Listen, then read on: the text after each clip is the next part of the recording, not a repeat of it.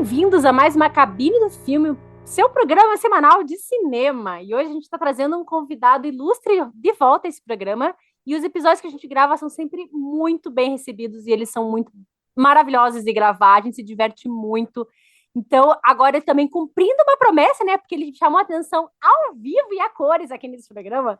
Vamos falar sobre cinema nacional e não só qualquer cinema nacional. Mas a gente vai falar de 3 filmes e depois mais 2 filmes bônus que a gente ainda não sabe quais são, cada um vai trazer um, que são, assim, arrebatadores e são atuais. Então, a gente não vai falar lá daqueles clássicos que provavelmente você já ouviu. Então, a minha intenção, a nossa intenção é que ao final desse programa você sinta com vontade de assistir todos, porque são filmes que nos arrebataram. Então, seja muito bem-vindo de volta, Cris, à nossa cabine. Olá, pessoal. Olá, Carolina. Oi, Tadeu. Ainda não gravei nenhum programa com o Tadeu. Sim, estou falando sobre isso, que admiro muito o trabalho dele. Admiro muito o trabalho que vocês fazem. Eu penso que cada vez que eu sou convidado para vir para o programa, é uma oportunidade única, uma chance rara de poder falar de cinema de uma forma descontraída, gostosa, mas com profundidade, com vontade, sabe? Com alegria. Claro, quando a gente tem uns temas um pouco mais pesados, a gente também trata e respeita o tema como ele merece, não é? Então é um prazer mesmo estar aqui e na hora que você estiver escutando, dá aquela respirada para mergulhar nesse programa. Sim, muita honra nossa ter você aqui de novo, sempre é uma alegria. E eu tava dando uma olhada nos filmes que a gente escolheu e foi muito engraçado, porque a gente escolheu alguns filmes porque a gente gostou muito. E a princípio não tinha uma linha editorial, digamos assim. Mas quando eu comecei a pensar melhor sobre eles, eu percebi que eles têm muitas coisas em comum. Eles têm basicamente dois traços que eu acho que são assim fundamentais neles, que é todos eles, os personagens, são imperfeitos e eles estão buscando seu lugar no mundo, estão buscando o amor. O amor de uma forma genérica, né? Não só o romance, mas o amor, a vida, o seu lugar no mundo. E todos eles passam por dificuldades. Então, não são comédias românticas clichês, não são filmes que a gente sabe o que esperar, mas são filmes que têm esse traço da busca e uma busca muito ancorada na realidade. Então, para a gente começar, eu vou pedir para você escolher qual filme a gente vai começar a falar. A gente vai falar um pouquinho de cada filme, mas eu já aviso vocês que a gente vai e volta neles, como a gente fez o episódio do Desejo, porque eles têm muitos pontos que se tocam. Qual filme a gente vai começar, Cris? Eu penso que, até por a gente estar aqui gravando em Curitiba, deserto particular. Ai, como eu amo esse filme! Inclusive, um beijo enorme para o Oli Muritiba e para todo o elenco, o Saboia, o Tomás Aquino, porque o Pedro, porque a gente gostou muito. E foi um filme que eu comentei no episódio do Desejo, o Cris não tinha assistido ainda. Depois ele assistiu e falou: Meu Deus, a gente tem que falar sobre esse filme, porque é um filme que foi o eleito do Brasil concorrer a uma vaga no Oscar no ano passado. Não passou, porque a gente sabe que é muito difícil, muito concorrido. Mas para mim é um dos melhores filmes, não só nacionais, mas é um dos melhores filmes dos últimos anos. E ele tem uma história muito diferente do que a gente está acostumado a ver, mas principalmente uma abordagem muito diferente e muito sensível. Ele começa assim em Curitiba, mas a gente não reconhece alguns pontos. É muito interessante a gente ver a estação tubo do ônibus ali, que é legal. E ele vai para Sobradinho, se não me engano, né? Uma cidade super do interior, assim, super diferente de Curitiba, que começa cinza, chovendo. Ele chega numa cidade toda ensolarada e ele tá na busca, né, Cris? Ele começa o filme sem saber que ele tá nessa busca. Como é que você, o que que você achou do filme quando você viu depois que eu te falei? Você tava, porque é um filme que a gente não sabe muito sobre ele no começo, né? Ele vai se desvelando aos poucos. Eu penso que é um filme muito atual em várias linhas de temas ali, no sentido de, primeiro, é, a questão dessa busca, dessa procura de eu estar perdido ou de eu estar me encontrando, relações virtuais, de manter relação com uma pessoa distante, não é? Relações virtuais. A questão de cuidado de uma pessoa idosa dentro de casa, né? E a relação com uma irmã que muitas vezes não quer, talvez, estar ali, tá no dia a dia e tal, mas tá ali. Aí acontece alguma coisa, né? Dentro dele tá passando por um processo pela corregedoria de polícia, né? E tem essa relação à distância que é o que vai marcar, o que me parece que é aquele respiro de procurar alguém para uma relação que te oferece algo que está importando nesse momento. Nossa, e é tão lindo isso porque é um filme que perpassa também as discussões de identidade, sexo e gênero, não é? E que eu penso que é justamente um dos grandes temas do filme, para mim tem vários, mas um dos grandes temas, que é, será que eu devo me importar com o gênero de quem eu amo? Ou com a identidade de gênero, né? Será que a paixão e o amor estão atrelados ao biológico? Não, já começou já grande já a discussão, porque eu acho que é isso. É um filme que trata de muitos assuntos polêmicos até, que são pouco explorados na ficção, e de uma forma muito sensível e bonita. Existe uma pecha, né, de falar de filme de mulherzinha, de comédias românticas, e hoje em dia ainda tem isso. Ah, é filme disso, é daquilo, tentando caracterizar os filmes.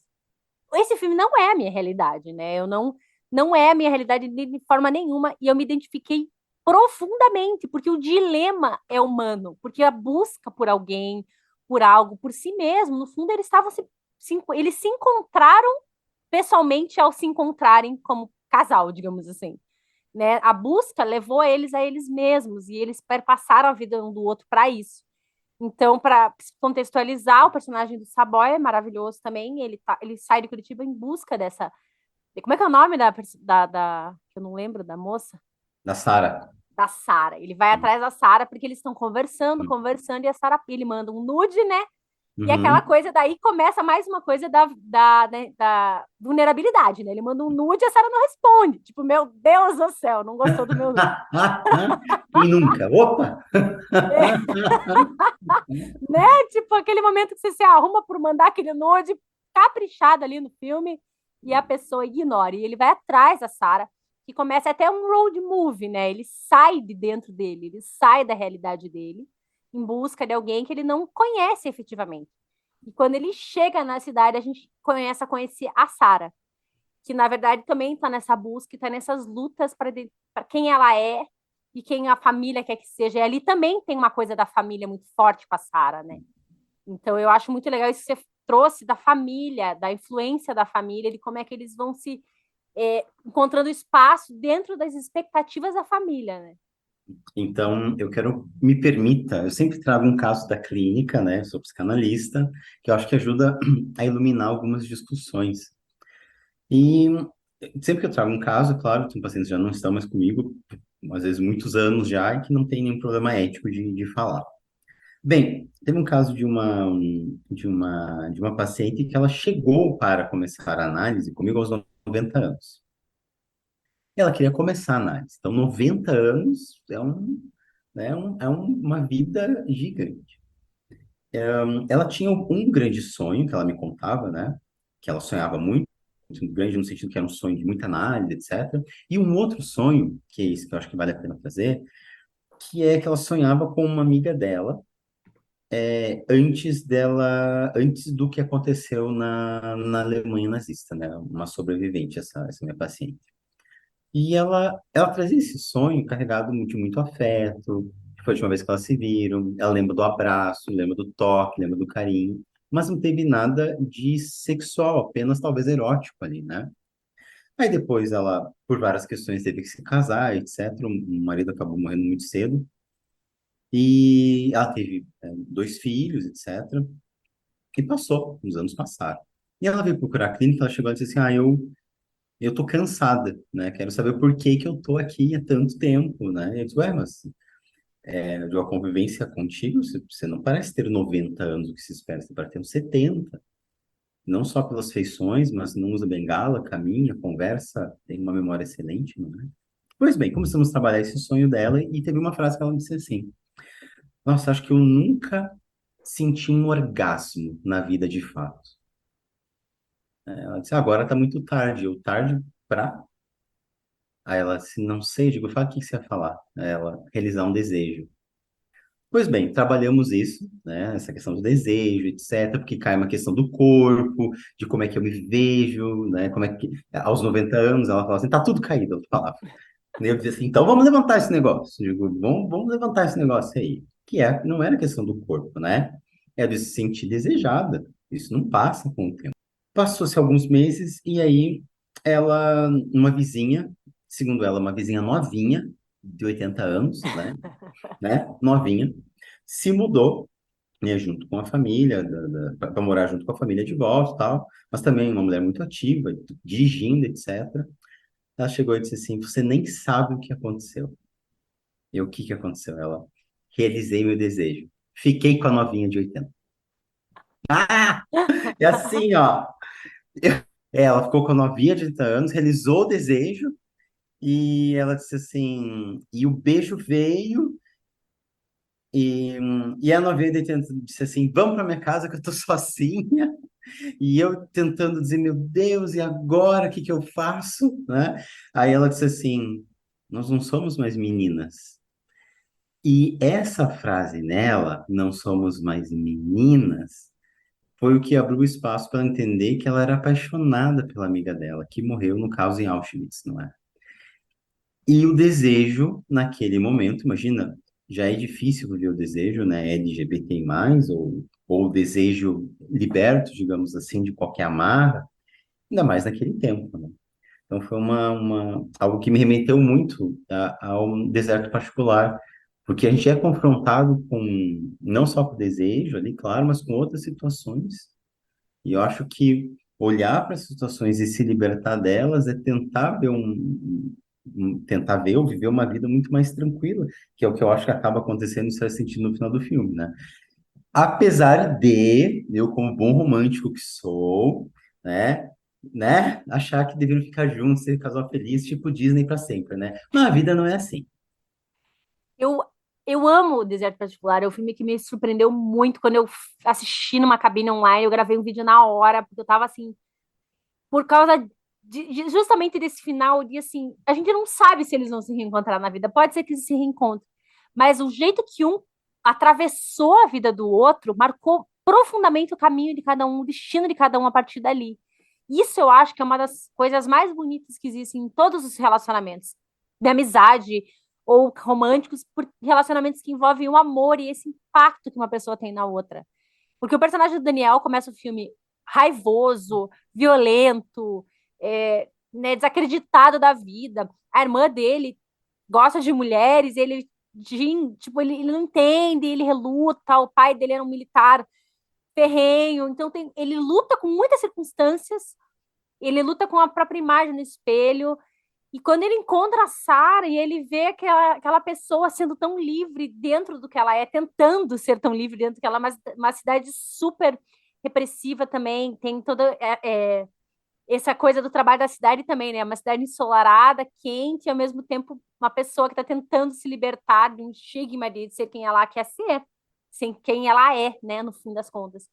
E a filmagem é muito bonita, quando ele conhece a Sarah pessoalmente, né? Naquele bar, restaurante. E essa coisa da sombra e da luz que traz muito no filme. E eu acho que é muito bonito como eles, como eu falei, como eles se atravessam e como eles se descobrem e como eles se, na verdade, não é nem se descobrem, é como eles um dá coragem pro outro ser quem é, né? A Sarah pro Daniel, o Daniel pra Sarah. E eu acho que isso é o mais bonito do amor. Aí, aquela cena final é tipo o desejo reprimido no filme inteiro, né? Mas apesar deles aparentemente não ficarem Uhum, juntos, eu acho que é mais do que isso. Eu acho que eles ficaram juntos, porque no fundo são pessoas que vão morar dentro, um vai morar no outro para sempre, assim. Porque eles se uhum, transformaram naquele encontro, né? E eu acho isso uhum, mais bonito de tudo, porque ele luta com o próprio preconceito quando ele encontra a Sarah, ele descobre quem é. Tanto que quando eles ficam juntos, eu não lembro qual que é o nome do personagem quando não é Sarah, mas ele tá sem a caracterização, não, né? Sem ser a Sarah. Ele está, tipo, uhum, muito mais. Os dois estão muito mais nus naquele momento, eu acho, assim, muito mais eles. uhum. E não, isso que você começou falando, não faz diferença mais quem é, porque é aquela pessoa, né? É aquele ser ali. Então, como é que ele tá, é muito bonito, eu acho que é muito transcendente, assim. Não sei se eu consegui explicar o que eu tô querendo dizer. Mas acho que é difícil explicar o transcendente, né, Carol? Porque é difícil. As palavras se escapam, faltam, saem correndo. Quando a gente trata de tentar explicar a paixão, o amor, e de o quanto tem a força para nos transformar. Se a gente se permitir, acho que talvez seja uma das maiores lições, não é? Se a gente se permitir transformar, olhar para outra pessoa e permitir ser olhado, permitir que a outra pessoa também invada o nosso desejo. Acho que quando a gente vai de encontro e se permite de encontro com uma pessoa, como você falou, no sentido de estar muito mais nu ali, é algo que tem um poder muito grande. Quando isso falha, aí a relação falha, porque não está indo de encontro, né? Acho que o Daniel no filme passa por inúmeras perturbações, porque ele vai ser confrontado com algo que ele talvez não esperasse, talvez não entendesse, né? Talvez não fizesse parte, entre várias aspas, porque a mãe dele gosta de mulheres, né? Mas que ele não olhava, ou ele não estou tentando usar um termo técnico, mas está fugindo aqui. Ele não conseguia observar fora de si aquilo que já estava presente nele. Que talvez não é uma questão de gostar do mesmo sexo ou do... Não. É o que é que eu gosto de uma pessoa. Ele gosta de carinho, ele gosta dele ser a pessoa que vai fazer alguma coisa, ali, no sentido de ir atrás, ele gosta de ele tomar atitude. E isso, quando a gente vai refinando isso dentro da gente, a gente vê que pouco importa para quem que a gente está dirigindo. Importa que se encaixe isso com quem a gente está amando. E se encaixar, vai dar boa. Se não se encaixar, não dá boa, não fica susse. E eu acho que isso também tem muito a ver com esse fato que você começou mencionando, que é das relações virtuais, né? Porque antigamente a pessoa se relacionava muito mais com o corpo, né? Você tinha que sair de algum lugar para se relacionar com alguém, você tinha que ir num encontro com alguém, você tinha que ir na casa de alguém, você tinha que estar presente fisicamente. Hoje em dia, a gente está muito mais presente virtualmente. E virtualmente é muito mais, é menos um corpo físico, né? É muito mais o que tem por dentro da pessoa. Então, eu acho que isso também mostra muito isso no filme. Ele se apaixonou por aquela pessoa. E quem era aquela pessoa fisicamente, ele não sabia, ele mal sabia, ele foi descobrir depois. E daí ele teve que lidar com esse choque entre o que ele imaginou que seria ideal para ele e o que realmente era a pessoa por quem ele se apaixonou. E essa imaginação do que é ideal para ele, permeada de sociedade, permeada de família, permeada de outras coisas que não são só o que a pessoa deseja. E eu acho que as relações virtuais vêm muito nesse espaço também, de você abrir esse espaço. Só que o problema é que quando a gente se encara com a realidade, entre aspas, né, vem esse choque do que a gente, do nosso desejo com que todo o universo de coisas imaginou pra gente, né? Eu penso que também a atuação da Sarah ali, e de todo o entorno que estava envolvendo, tem um questionamento que é: por que que você não me contou? E ela diz: porque eu sabia o que ia acontecer. E depois teve a questão do vídeo dele batendo, pelo que a gente entende, né? Batendo em uma pessoa, que foi que provavelmente ele está sofrendo no filme a questão da corregedoria, ou um processo, não é? Bateu em alguém. Então, a Sarah fica com medo de contar o que aconteceu. E, mas fica o questionamento: por que que eu não conto para o outro? Por que que eu não tento expressar para o outro quem eu sou? Talvez porque a gente sabe inconscientemente que o outro não tem essa abertura. Porque é muito claro que, da maneira que Daniel retrata as coisas no filme, que ele não ia aceitar. Ele teria provavelmente ele teria encerrado. Tipo, é difícil. Se você não pensa e não tem uma abertura para viver certas histórias, no sentido de outras sexualidades, outros eus, é difícil. Eu corto isso no início, porque a gente não consegue lidar com esse diferente, assim. É muito difícil lidar com o diferente. Ainda mais dentro daquela estrutura com o pai militar e também a relação dele com o pai dele eu acho muito bonita, de um cuidado, de um carinho muito grande. Tanto que quando ele sabe da Sarah, ele fica mais liga para quem? O pai, né? Sim. Eu acho muito legal isso que você falou, e também o fato de é, como que eles mostram o lado dele e depois mostram quem é a Sarah, não quem ele idealizou. Para a gente justamente não entrar, não ver a pessoa por quem ela é e não pela idealização do outro. Eu acho que foi uma sacada muito genial do Ali Muritiba na hora de dirigir esse filme, de contar essa história, porque assim que ele descobre que a Sarah, na verdade, era um menino, corta para o menino e vai mostrar a vida dele. Que ele só Uhum, podia cessar em alguns momentos da vida dele, que ele tinha que ser um menino, né? Como a sociedade uhum. desenhou perante a família, porque ele sofria bullying, porque ele corria riscos na cidade. E mostra tudo isso até mostrar o encontro deles. Então, assim, não é tipo, ele mentiu, né? A Sarah mentiu para ele. Não. A Sarah tinha uma vida toda de traumas e dores que levaram a tomar aquela decisão por autopreservação mesmo, né? Então, eu acho que isso é muito legal do cinema. Principalmente nesse filme, ele não julga os personagens. Os personagens se julgam, os outros personagens julgam eles, mas o filme não julga. E a gente acaba não julgando e consegue mergulhar nessa história de uma maneira mais completa também. Claro, isso é o que eu sempre falo. Se a gente for assistir o filme de coração aberto. Quando a gente vai assistir um filme já predisposto a julgar os personagens, a julgar o filme, a gente não consegue aproveitar a experiência, independente do estilo de filme. Desde uma comédia pastelão até o maior drama. Se você já chegar com barreiras para o filme, você não vai conseguir aproveitar. Então, esse é um tipo de filme muito específico que a gente tem que realmente desarmar e deixar o filme conversar com a gente. Porque só assim a gente consegue entrar na história. Porque senão a gente vira mais um personagem julgando os outros personagens. Né? Uhum, uhum. Eu acho que essa é uma mensagem que talvez o amigo da Sarah passe, não é? Amigo que tá ali, que é para todo momento, toda Aí, obra, Tomás né? Aquino, sou fã, beijo, Tomás Aquino. Eu amo ele, gente. É, Ah, é, nossa, assim, é muito firme, muito tranquilo para lidar com algumas situações. Exige o que é seu de direito na amizade, colocar o limite, dizer, ó, daqui dali não dá, resolva isso, né? Você tá deixando, você não tá resolvendo. Acho que é um papel, a gente, enquanto amigos, falar, você atenta para isso que você tá fazendo.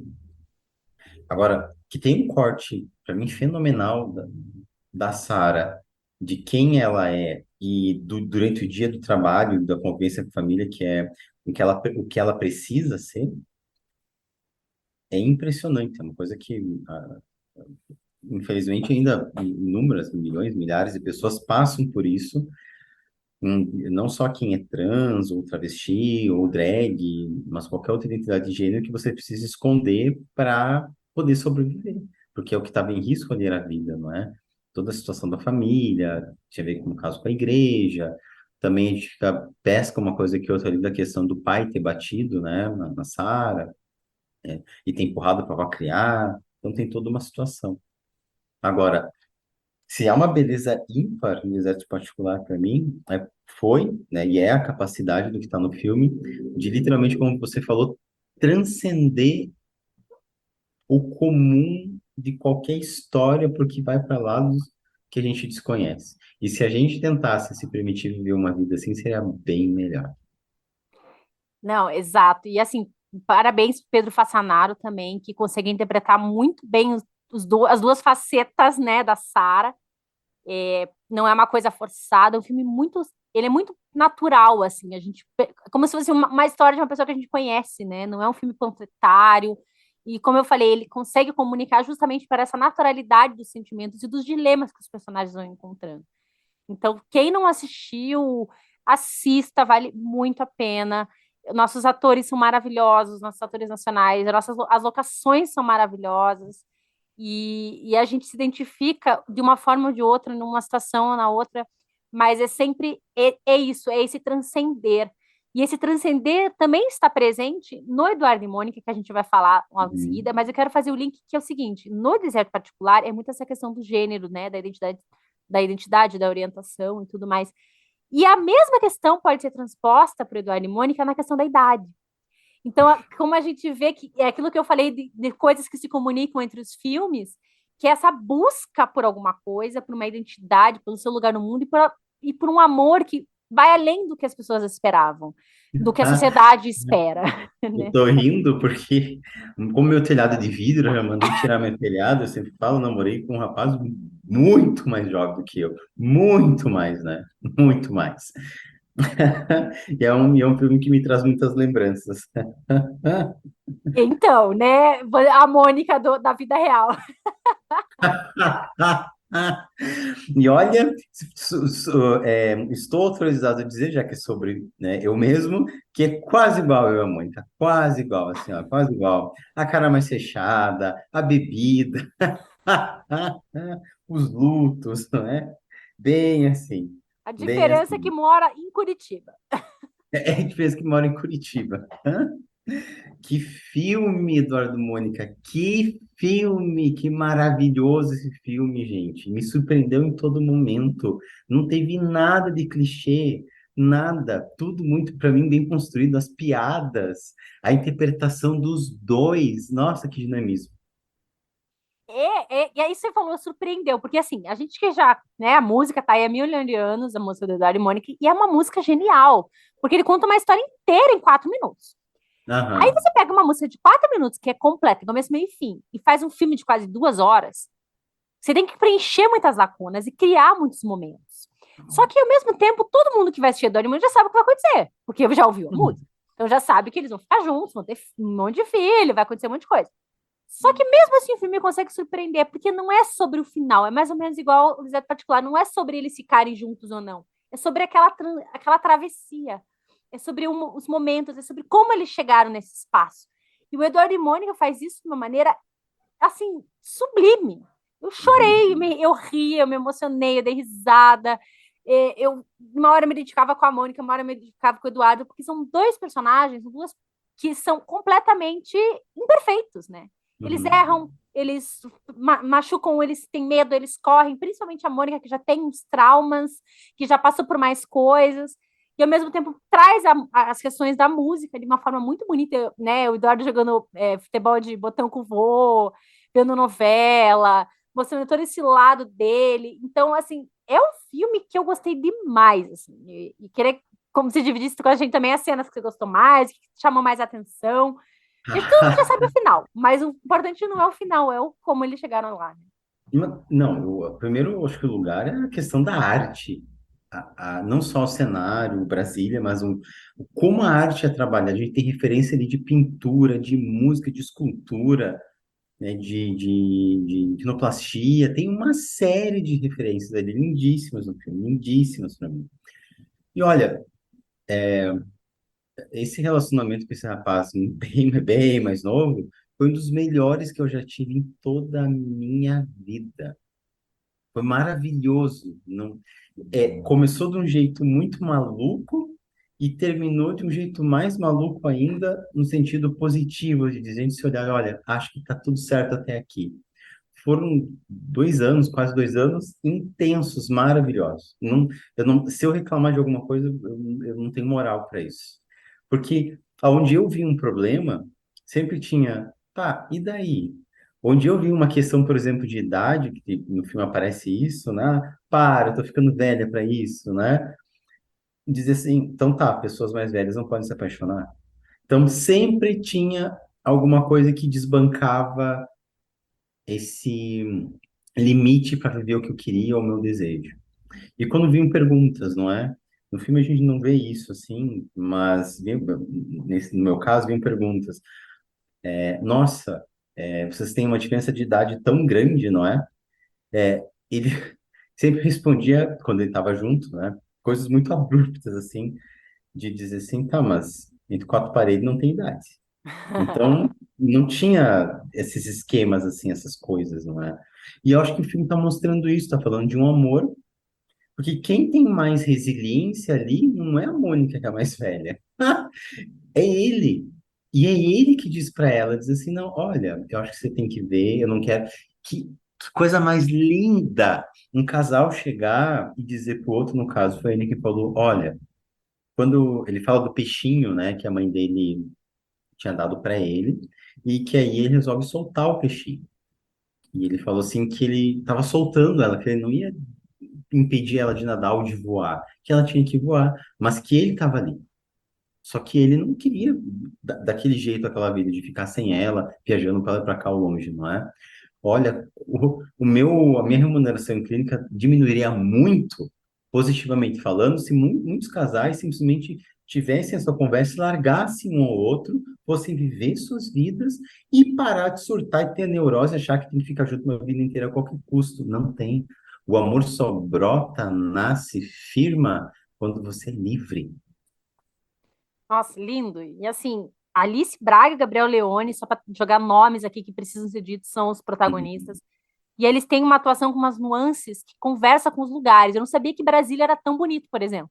É Uhum. uma cidade linda e a gente fica com a ideia, né? Umas ideias erradas, algumas coisas que acontecem em Brasília, a gente meio que pega ranço Uhum. da cidade. Mas, Aham. né, é uma cidade lindíssima. Depois eles vão, acho que, para Bonito e vão para Uhum. Rio de Janeiro. E as Uhum. locações do filme são muito bonitas. e vão mostrando, vão refletindo isso, que um grande medo da Mônica, e eu me relaciono com esses medos dela em certa medida, ela já tá mais velha, ela já viu muita coisa, ela não quer sofrer e ela não quer perder essa liberdade que ela conquistou a Hum. duras penas. E é esse o grande medo dela, perder essa liberdade. E é isso que você falou. E ele, em momento nenhum, ele fala para ela: perca a sua liberdade para estar comigo. Você precisa estar presa para estar comigo. Justamente ao contrário. E isso realmente é uma das cenas mais bonitas. E quando ele, no final, né, quando ele faz todo aquele, ela faz todo aquele gesto silencioso para buscá-lo ali, são escolhas. É um filme que mostra muito isso, assim. É um amor, o amor é apesar de, né? É apesar do preconceito das outras pessoas, é apesar do nosso próprio preconceito, é apesar dos limites que a gente impõe. São escolhas que a gente tem que fazer todos os dias. E ele faz uma escolha de ir atrás dela, quando ele vê a obra dela lá, a exposição. Ela faz a escolha de fazer essa exposição. E eles fazem uma escolha de estar juntos, apesar das dificuldades. E eu acho que isso que é muito bonito do filme, porque poderia cair no clichê. A gente sabe que eles vão ficar juntos, né? Eles não iam mudar a música, não iam dar o nome da música e fazer um final diferente. Mas a forma como eles chegam ali e todo o histórico familiar de cada um deles, a família da Mônica ser extremamente conservadora, e mesmo a dele também tem um certo medo dele estar se relacionando com uma mulher muito mais velha, porque a idade também é uma questão muito relativa, né? Porque ele se conhece no momento que faz muita diferença. Ele está fazendo vestibular, ele está entrando na faculdade, Uhum. mas depois tem certas épocas que não faz mais tanta diferença, o momento de Não. vida. Você pode fazer vestibular de novo com 40 anos. Então, assim, hoje em dia, tá tudo mais fluido também. Não, esses empecilhos são muito mais na nossa cabeça do que na prática, né? Tem uma. A Chiquinha Gonzaga, grande nome aí da música popular brasileira, ela tinha 50 e poucos anos quando se apaixonou perdidamente. Se apaixonaram, né, por um jovem de 16. Conversa muito com o Eduardo Mônica, né? E ela já tinha 50 e poucos, e quando ela falece, ele falece logo em seguida. Ele tinha 30 e poucos. Né? Então, assim, é uma coisa que, se a gente olhar, não só a questão de idade, claro, no Eduardo e Mônica, mas acho que outras relações que aparecem no filme, a questão da Mônica com a morte do pai dela, não é? E aí, a Mônica está sempre muito fechada, inclusive fechada olhando para o próprio umbigo, porque ela não é capaz de olhar porque a mãe está doente. Então, tem isso também, para onde é que ela está olhando, não é? O Eduardo, como bom piazão que é, tá lá de boa, jogando botão porrô, né? Bate também a questão do avô enquanto militar aposentado. Olha, tem outra coisa interessante. Oi, Carolina, tem outra coisa que perpassa os três filmes, é a questão militar. É. Eu acho que é o estigma do conservadorismo, né? A forma mais fácil de você mostrar uma posição conservadora e retilínea e imutável de pensar, assim. É a forma mais Pensar. rápida de você mostrar isso, acho que num filme. Você botar essa questão militar ali, sem fazer críticas ou, né, ou sem Uhum, entrar no mérito da questão. Mas é mais, como eles mostram isso, está dizendo, ó, esse personagem é um personagem que não vai mudar a mentalidade tão fácil. Que ele uhum. não está E a gente, propenso a mudar essa mentalidade. e a gente vai encontrar isso muito na Abby, né? Sim. Gente, o que que é Abby, gente? Olha, e esses filmes todos têm personagens muito fortes, e ao mesmo tempo eles são fortes porque eles são vulneráveis, porque eles se Uhum. permitem, porque eles erram, porque, pô, a Mônica erra um monte, ela larga ele lá, eu fiquei com raiva da Mônica em vários momentos, fiquei com raiva do Eduardo, tipo, a gente fica ali sofrendo, e quando veio o filme da Abby, eu fui assistir também com a André Beltrão, que dispensa apresentações, né? Uhum. Eu fui assistir assim, vou assistir o filme da Abby, sabe, né? Gente, que foi a Abby? Foi a Abby. Que Que mulher filme. foi essa? Que mulher. E assim, eu não tinha ideia. Eu nasci ali na década de 80, né? Não 1880, tá? Cara, 1980, tá? E, então eu peguei, já eu lembro dela já com em torno de 9, 10 anos, já então eu tinha uns 40 anos de carreira ali, que é o tempo que passa o filme. E não tinha ideia da mulher espetacular que ela foi. É, eu ouvi críticas sobre a questão da bebida, né? Que ela no filme é apresentada de um jeito, e parece que o filho dela, as pessoas falam que não era tudo aquilo de bebida, não. Mas da questão dela passar por um relacionamento abusivo, né? Da questão dela enfrentar muitas coisas por ser mulher, dela conseguir se posicionar enquanto mulher, né? Enquanto uma grande apresentadora, grande pessoa que denunciava aquilo que ela não achava correto, não é? Falando sobre, por exemplo, sobre o HIV em um momento chave aí, porque as pessoas ainda relacionavam o HIV como algo sendo somente de homossexuais, E não tinha nada, obviamente, não tem nada a ver com isso, não é? Mas as pessoas se relacionavam a isso e ela desmistificando muita coisa. Tem duas partes da história dela que me chamaram muita atenção no filme. Só fazendo um lembrete, né? Que filme é filme, né, gente? Você vai contar uma vida de uma mulher Uhum, inteira, intensa, em 2 horas e meia. Você tem que resumir muito, você tem que escolher muito bem o que você vai mostrar. E às vezes você coloca aspectos mais exacerbados justamente para conseguir demonstrar que aquilo foi relevante na vida dela, mas não que tenha sido naquela medida, ou, enfim. Eu me surpreendi muito com esses dois momentos. Esse do HIV, ela tinha um cabeleireiro que era muito amigo dela, né? E morreu de AIDS. E ela ficou transtornada. Como é que as pessoas não estão falando sobre isso? Como é que as pessoas não sabem o que que é isso? Então, né, foi bem no começo, ali naquela época, que não sabiam como é que transmitia realmente, se você podia compartilhar alguma uhum, coisa com a pessoa. E ela bateu o pé e fez o primeiro programa ao vivo na TV aberta brasileira com um médico explicando o que que era HIV.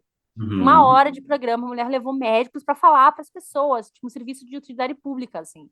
Eu achei aquilo de uma coragem incrível. Hoje em dia, as pessoas já não fariam isso, né? Porque tem medo de ser cancelado, Uhum. porque não sei o quê.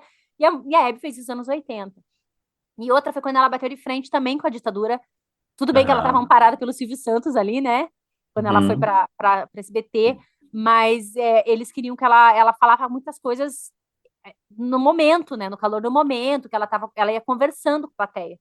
E a ditadura não gostava muito do que ela falava, os oficiais lá, os militares queriam que ela aprovasse o programa, tipo, ela passasse tudo que ela ia falar antes para eles Da aprovarem. E ela censura. falou que não, né? Se ela fosse fazer isso, ia perder a espontaneidade.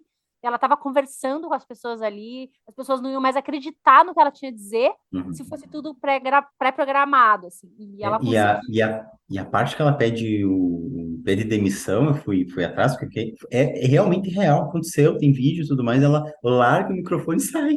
Ela pede demissão, diz, olha, não aceito isso aqui, em relação à equipe também, ela solta o microfone e sai. Fabuloso isso. Você, ela tem que ter realmente muita coragem. Tem que. E em qualquer época, né? Eu acho que a gente. É o que eu comecei falando da questão de você buscar o seu lugar no mundo. Todos esses personagens, eles têm coragem para ir atrás do que eles querem. Não que coragem seja uma linha reta. Essa é uma coisa Uhum. interessante, né? As pessoas acham que Uhum. você ter coragem, ser uma pessoa corajosa, você tá sempre para frente. Você nunca tem dúvida, você nunca tem medo, você só vai. E não, você cai, você chora, você sofre, você apanha da vida, ou literalmente, no caso da Abby, você comete muitos erros, você. Ah, como é que a Abby era uma mulher tão forte e né, aguentou um relacionamento abusivo tanto tempo? Porque é muito mais complexo, né, do que isso. Você sabe melhor do que eu que relacionamentos Uhum. abusivos são uma construção, né? Não é assim, Uhum. um dia para o outro a pessoa é abusiva e tem Não. muitas outras coisas que envolvem, né? Eu penso que tem uma outra questão que aparece nos três filmes, que é essa questão do militar e do exército, como tem um papel regulador, não só de censura, mas do próprio desejo, não é? Parece que quando a gente lida com essas instituições onde a questão da virilidade, da masculinidade são exaltadas, as pessoas ficam geralmente mais suscetíveis a mais preconceitos, como se você não pudesse louvar a pátria, querer o bem da pátria e da família, sendo uma pessoa que, no caso da Abby, que critica, né, ou no caso, né, do pai da Mônica, que não aceitava a ditadura, ou no caso do deserto particular, onde eu tenho toda uma vivência militar, eu sou militar, e não consigo aceitar o diferente, né? Então, eu acho que uma grande reflexão também que qual é o papel de uma instituição militar na questão de moral, alguns costumes, não é? E se tem algum papel, porque é uma coisa muito maluca isso, achar que meu desejo, que quem eu tô na cama, importa para alguém. Ainda mais uma instituição, lá, o general Gastas Ubédice, por exemplo, tal, né? Eu acho que não faz sentido, mas tem gente que acha que sim. E todos esses que acham que sim, tem que estudar, estudar mais e parar de ser tão travados na vida. Mas voltando à Hebe, né, e deixando a crítica de lado, é uma mulher incrível, e eu não sabia, eu acostumei com a Hebe, claro, eu já nasci, ela já tinha muitos anos ali de programa, e acompanhar a trajetória dela, ver esse recorte que eles fizeram, na relação com o filho também, né? Na relação dela com o segundo marido, né? É, foi e é uma coisa encantadora no filme. Porque, e com as grandes amigas, né? Com as duas grandes amigas dela também. É isso que eu ia falar das amigas, a Lolita e da Nair Belo, que são amigas que no filme. Todo mundo já viu aquela entrevista que elas dão pro Jô, né? O Que elas Jô. ficam rindo entre elas o tempo inteiro. O Jô tá boiando na conversa, elas ficam ali Uhum. nas piadas internas o tempo inteiro, rindo, se matando e rir. E elas são amigas de uma vida inteira. No filme mostra que elas fizeram rádio juntas, né? Elas antes de se casar, elas eram amigas, elas foram amigas uma vida inteira. E essa cumplicidade feminina, essa força da amizade, eu acho que é muito importante ali no filme. Que também é algo que nos permite ser a gente, quem a gente é, né? Amizades. E aí entra a questão do amor que eu falei também.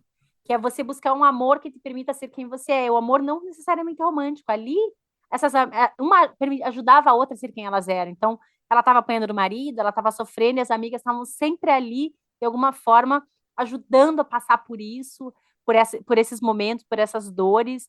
E a Abby foi uma mulher muito controversa, realmente. Eu também conheci ela, eu também sou dos anos 80, mas eu conheci ela já depois, Ah, e mas ela não era uma parece, mulher. não parece que é dos anos 80 não. Nossa, nunca. Obrigada. Parece que tem uns 20 anos, olha lá. Ai, meu Deus, 20 anos forçou, mas eu agradeço. Não, não, imagina. Linda, esse sorriso. Não, gente, esse cabelo, essa cutis maravilhosa. Não, não, não, não. Deve ter aqui uns Obrigada. 22, 23. Ele conseguiu agora o convite vitalício para voltar esse programa com esse comentário de 22, 23. Adorei. Um pouquinho mais, um pouquinho mais. Mas é muito isso, né? A idade também está muito na nossa cabeça. A Abby sempre foi uma mulher muito jovem, ela sempre foi muito para frente, ela sempre estava muito atualizada, não estava acontecendo. Queria trazer coisas novas. Eu acho que todos esses personagens têm isso, essa inquietação de viver mais, de ir além, de fazer mais e ser mais. E isso, para mim, é uma característica muito importante. Eu percebo isso muito na análise, né? Eu faço também psicanálise há um tempo, que é o que eu busco também nas pessoas que estão à minha volta, porque é uma característica que para mim é muito importante, essa inquietação pela vida, essa busca Uhum. por algo a mais. Isso não quer dizer que as pessoas são perfeitas, muito pelo contrário. Você tirou algo que eu estava assim, que eu não sabia nomear. Uma das principais características de uma pessoa quando eu me apaixono, quando eu amo intensamente, quando eu me permito amar intensamente, que é justamente essa capacidade da pessoa buscar algo, tá lutando, tá indo para frente, não é? Tá ali, tá vivendo com essa vida exacerbante, porque isso me impacta, isso faz eu admirar a pessoa, né? Quando percebo em algum relacionamento, seja de amigos ou afetivos, amorosos ou sexuais, e que aquilo estagnou, parou, eu corro longe, porque eu não quero isso. Eu gosto dessa loucura toda, gosto da minha vida maluca, de três coisas diferentes para fazer na semana. E é isso, é paixão, é vida, é pulsão de vida, né? Como diria o Freud. Eu sou exatamente igual. Analisando o que me, né, da onde que a pessoa me perde, é nisso, é quando ela tá confortável, ou às vezes nem tá confortável naquele espaço, mas ela não tem a coragem, ou a vontade, ou o desejo de sair dali. Ela quer que alguém tire ela de lá. E não vai, ninguém vai vir, não vai ter cavalo, não vai ter, né, o príncipe do cavalo branco ou a princesa do cavalo branco, ninguém vai te tirar daquele espaço. Você pode pedir ajuda, as pessoas vão te ajudar, mas você tem que pedir, você tem que ir atrás. Se a Mônica não faz aquele movimento, o Eduardo não ia atrás dela, ele não ia Aham, salvá-la dela mesma, né? E aham. se a Abby não faz todos esses movimentos, não bate o pé, ninguém, ela ia ficar naquele espaço. Então, assim, a gente, para ir para frente, a gente tem que ir sozinha, a gente tem que dar o primeiro Uhum. passo. E isso não tem, acho que 90% da população não dá. E é por isso que esse tipo de personagem incomoda tanto às vezes, né? Por isso que pessoas que têm essa coragem de ir atrás incomodam. Por isso que às vezes no deserto particular o pessoal está julgando o Daniel e a Sarah. Os outros estão julgando ali no filme, porque eles não têm essa coragem de fazer o que eles fizeram, de buscar. Não necessariamente você vai encontrar. Às vezes você está buscando uma coisa, você vai encontrar outra. Mas você está na busca, você está no caminho, você está tentando. Então eu acho que esses personagens todos têm isso em comum, que é essa força para ir, para sair e ir para algum outro lugar. É, eu percebo que. E eu acho que. Eu vou engatar no filme que eu quero comentar, que eu acho que está perfeito para puxar. Então, tem um filme chamado Do Começo ao Fim, que é do Aloysio Abranches, né, produzido pelo Fernando Libonati, que é filme de 2009, tem a Júlia Lemers, Fábio Assunção, Jean-Pierre Nord, Luiz Cardoso, Gabriel Kaufmann, Lucas Cotrim, Rafael Cardoso, João Gabriel Vasconcelos no elenco. Eu amo esse filme, eu sou apaixonado por esse filme, mas apaixonado pela trilha sonora desse filme, pela abertura desse filme. É um filme que eu assisti no cinema e eu, em 2009, lembro de duas senhoras do meu lado levantando, indo embora e comentando assim: é um nojo que eu estou vendo no cinema. É um nojo. É um filme nojento. E saindo furiosas do filme. Comentando alto mesmo. Lembro disso. Em 2009, pois então, esse filme ecoou tanto em mim que naquele momento, naquele ano, talvez um pouquinho antes, em 2008, eu acho, o Yuri Nalin começou a jogar RPG na minha mesa de jogo da IS, né? E nós tínhamos dois personagens, que são o Andrews e o Jeremy. Eu comecei a pensar em escrever um livro a partir das histórias do Andrews e Jeremy, que foi publicado mais de 10 anos depois, somente esse ano, que é o Primogênito do Sol, né? Então tem muito ali de um Livraço, relacionamento. inclusive. Comentários. Obrigado. Obrigado. Agora, vocês não estão vendo, mas eu fico assim, ó, fico vermelho. Escreve muito esse menino, só o que eu tenho a dizer. Obrigadão. E o do Começo ao Fim, um filme que ele é uma relação, são dois irmãos, homens, filhos de pais diferentes e da mesma mãe, e que eles, desde pequeno, começam a demonstrar que eles estão se envolvendo amorosamente.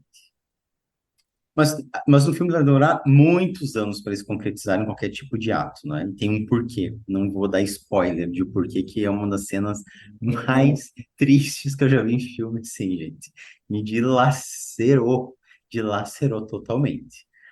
E é só a partir daí. Mas tem uma, uma frase no filme que me chama a atenção, que é, às vezes até a morte tem um efeito libertador e liberador. Então, ela libera algo, inclusive o nosso desejo, às vezes, não é? Mas a parte isso, o filme, ele recebeu críticas, muitas críticas na época, em 2009. Eu gosto sempre de trazer isso quando eu falo sobre algum filme que eu escolho. Ele recebeu críticas da questão de embranquecimento no filme, né, que não tem atores negros. Recebeu crítica que foi um filme feito por uma certa elite, LGBTI+, enfim, uma série de críticas. Contudo, eu acho que o tema dele é um tema que não está sendo explorado e que a Luísa Abrantes explora muito bem, que é a questão de dois irmãos homens que se envolvem, não é?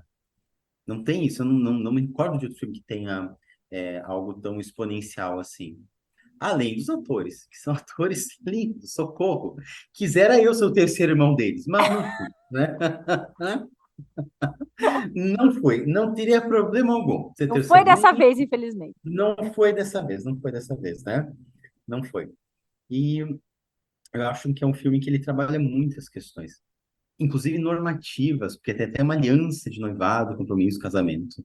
Então, tem várias questões para abordar ali, né? E a questão de uma sexualidade cambiante, uma sexualidade que muda, inclusive, também, de coisas e desejos que não se apagam. E também, talvez, o quanto uma pessoa, quando ela não está com a gente e faz falta, ela é capaz de promover algo na gente, nem que seja eu estar com outra pessoa, seja as pessoas chamam de traição e tal, né? Eu vejo um pouco diferente, às vezes talvez por causa da clínica, não é? Mas de quando alguma coisa não está, quando a falta de alguém é tão grande que eu não consigo ficar só. Eu acho que esse filme tem que ser visto pela mais. E outra coisa, Carolina, tem uma cena, né, da Júlia Demetrio, quando ela vai falar com os guris pequenos ainda, ela pergunta assim: tem alguma coisa que você não está entendendo? Daí ele fala: da escola, mãe? Ela não, da vida. Daí ele, com 8, 9 anos, fica olhando para ela, da vida, né? Tipo, Ela diz: profundo, né? profundo. E ele fica olhando assim, ela diz, olha, seja o que for, eu vou estar aqui para conversar com você. Ela não condena, né? Ela tá ali.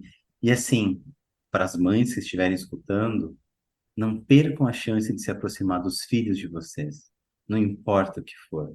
Seja na questão de sexualidade, seja muitas vezes se um filho ou uma filha cometeu um crime, tem que ser preso ou presa, seja numa questão de usuário de drogas, por exemplo, não é? Não importa. Fique ao lado.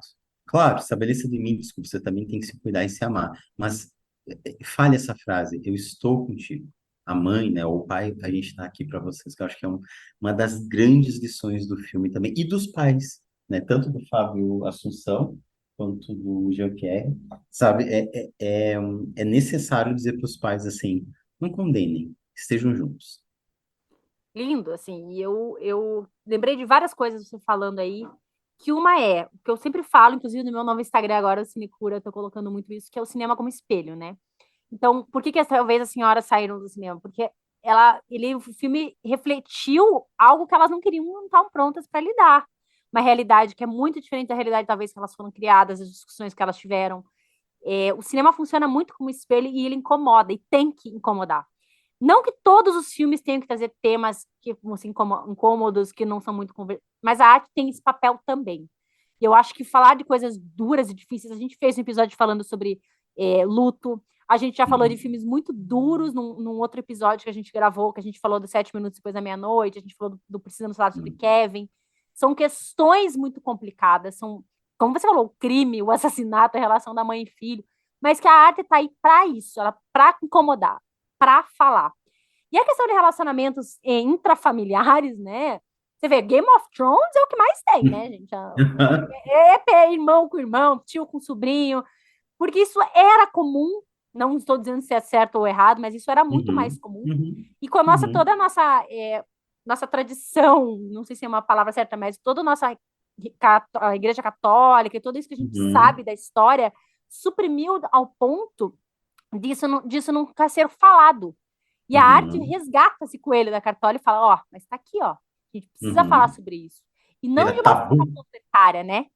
Uhum, Você vê, o próprio Benedetta, que eu assisti recentemente, Benedetta foi uma freira que ela era lésbica, ela gostava, tipo, e daí entra toda a questão da castidade da igreja, né, que a gente sabe que tem uhum, motivos bem...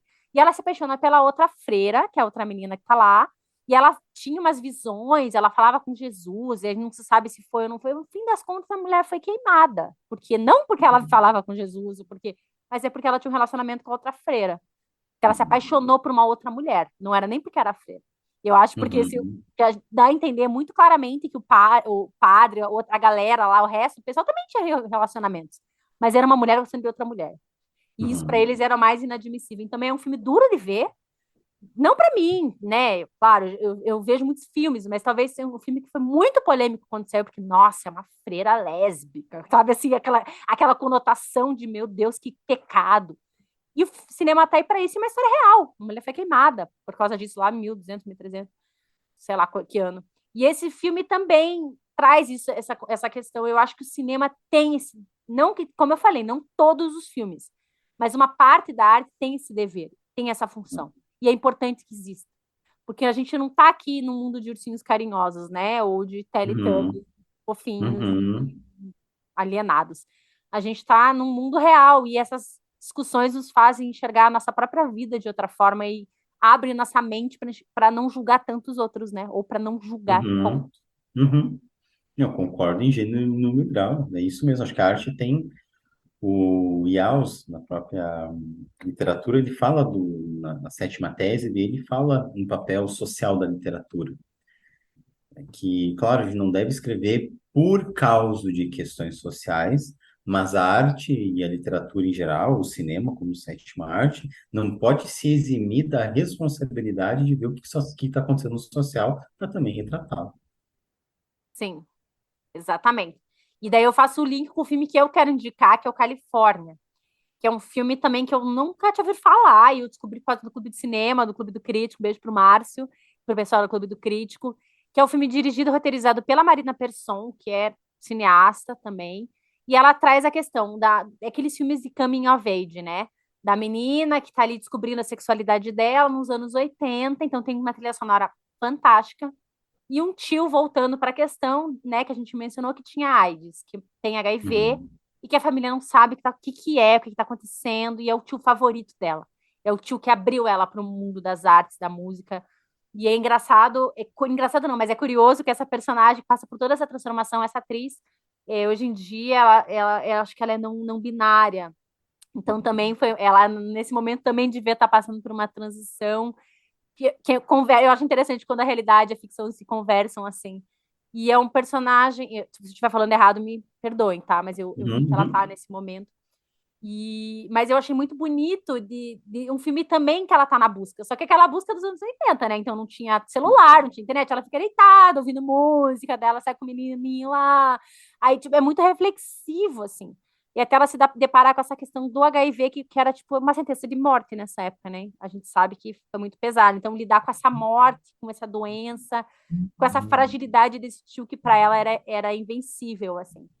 Então, é um filme nacional, gravado, se não me engano, em São Paulo. Então, ele é um filme muito bonito e nos faz pensar também sobre todas essas descobertas, porque eu acho curioso como esses filmes de coming of age é sempre da passagem da adolescência para a fase adulta, né? Entre os 16, 20 e poucos anos.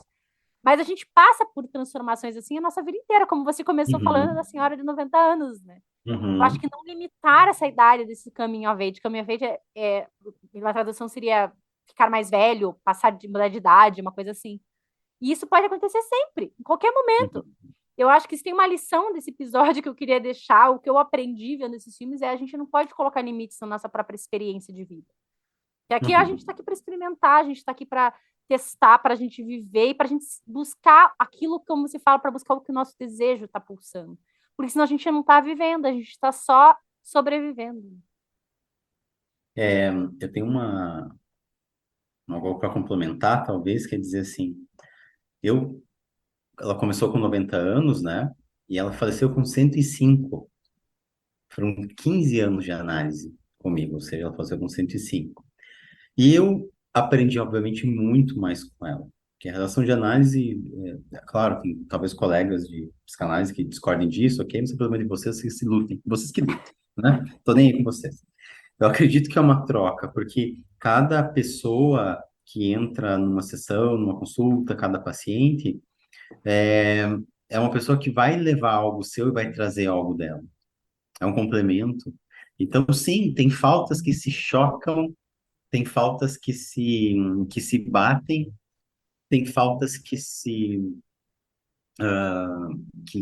entrelaçam, mas também tem muito amor que se abraça em um consultório. Tem muito amor que fica evidente no consultório.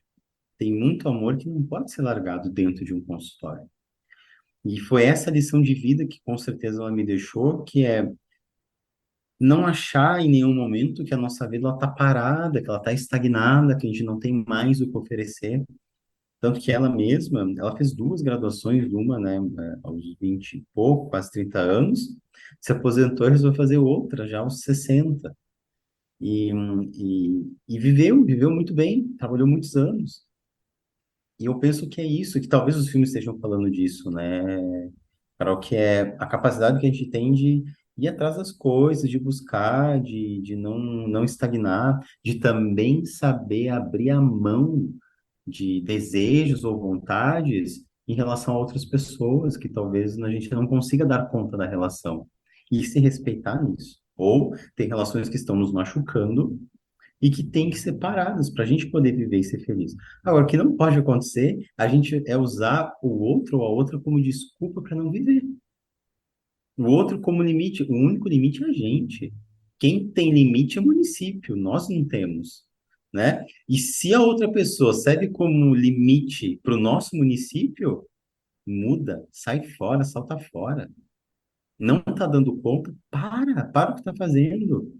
Ah, gente, bom, eu sempre falo assim que sofrer por um amor, mesmo que ninguém sofre por amor, sofre por neurose, psicose, perversão, qualquer coisa, mas por amor não sofre. Amor não é dor, não se equivale a dor, muito menos paixão. Com 8 bilhões de pessoas no mundo, a pessoa sofre por uma pessoa, para com a loucura, vai se tratar. Vai se tratar, que não tem paciência para essas coisas, não. Em consultório não sou diferente. Eu digo, que? Tá chorando de novo? Eu não acredito. Ué, aí, ó, como diz a Cher, olha, chorar dá rugas, hein? Então, gente, bora viver. Me lembrou aquele meme da menina que fala assim: eu se fosse psicóloga, né, psicanalista dela, a pessoa vai falando dela pede, deixa eu ver uma foto. Porque, tipo, porque eu não sei como é que vocês conseguem ouvir sem saber quem são as pessoas, mas enfim, a curiosidade. Aí ela pega a foto do celular dela, olha pra menina e fala: Mas você tá chorando por causa disso aqui? Ah, me poupe! Engraçado. É mais ou menos isso. Ou aqueles casos assim, a pessoa só chora, mas chora, chega assim a se afogar no próprio choro, né? Nem respira e diz assim, ele tá com outra pessoa. A minha vontade, deixa eu ver. Geralmente a pessoa vai descrever, eu olho e digo, ah, é isso aqui? Ah, ué, eu não acredito. Eu digo, você tá me pagando para te ouvir sobre essa pessoa aqui? Ah, não quero mais aquele você, vai embora. Ah, cansei, cansei. Não, não, não, não. Gente, bora viver. É isso, é o que eu li é o que eu vi num filme esses dias, né? Quando a gente tá num avião, eles falam, né? Primeiro a pessoa assim, colocar a máscara de oxigênio em caso de emergência em você mesmo. Então eu acho que é isso. A busca em todos esses filmes é primeiro por si, por seu lugar no Uhum. mundo, pelo seu caminho, e depois a gente vai conseguir compartilhar isso com os outros e atravessar isso de uma forma mais saudável, que às vezes dura um pouco, como no caso do Deserto Particular, ou uma vida, no caso do Eduardo e Mônica. Então, se alguma coisa esses filmes ensinam, pelo menos para mim, é a gente não ter medo de buscar quem a gente é e de abrir espaço para as pessoas entrarem na nossa vida e compartilharem com a gente dessa experiência que é estar vivo, né? É isso. É isso. Quero Você, agradecer de novo, Cris, porque você eu tô, nossos finalizou assim de episódios uma são forma terapia para mim. soberba. Amei. É terapêutico falar de cinema aqui com você sempre e já está convidada para voltar muitas vezes. Já estou pensando em outros temas para a gente falar de outras coisas. Quem quiser mandar sugestão também, seguir o Cris lá, que ele faz 300 coisas, ele tem 1000 personalidades. Então, quem quiser seguir todas as personalidades, eu vou colocar todos os links aqui. Te agradecer muito sempre, é um prazer enorme conversar com você, e ter na minha vida, né, para a gente ter essas trocas tão incríveis. Mandar um beijo enorme pro Tadeu, meu amigo querido também, que tá com um livro novo, então compre os livros do Tadeu. O Tadeu é um escritor de mão cheia, ele me emociona sempre, e os episódios do Rabiscos Literário, todas as terças-feiras, também são pequenas joias que merecem ser enaltecidas sempre, pequenas grandes joias. E agradecer todo mundo que está aqui toda semana, que escuta todos ou que escuta alguns, que nos prestigia, que troca com a gente. Vocês são sempre muito bem-vindos aqui nessa cabine. E eu vou passar para o Cris deixar suas últimas considerações, mas eu já mando um beijo enorme para todo mundo. E a gente se vê semana que vem com mais cabine do Cris, com você. Agradecer novamente pelo convite, por estar aqui nesse espaço, por sempre ser muito, muito bem recebido. Agradecer também por você estar na minha vida, né? Estamos devendo um café presencial agora um para o outro, não é? Estamos devendo, mas a gente vai fazer. Falar sobre literatura, sobre cinema, sobre psicanálise, eu sempre penso que é falar sobre a vida e olhar para os filmes de uma forma crítica, mesmo que você ame ou goste de um filme, promove reflexões e é capaz de mudanças, se não somente em você ao redor, porque você não vai a partir daquele assunto do filme tratar o assunto da mesma forma, não tem como voltar atrás, né? E dizer que vocês aqui na cabine fazem um fantástico, no Rabiscos e tudo mais, fazem fantásticos é, programas e que todo mundo tem que escutar. Vamos espalhar para todo mundo. Manda aí para a irmã, para Deus, para o Papa, para o primo do Papa, para todo mundo. Beijo, pessoal. Isso aí. Beijo todo mundo.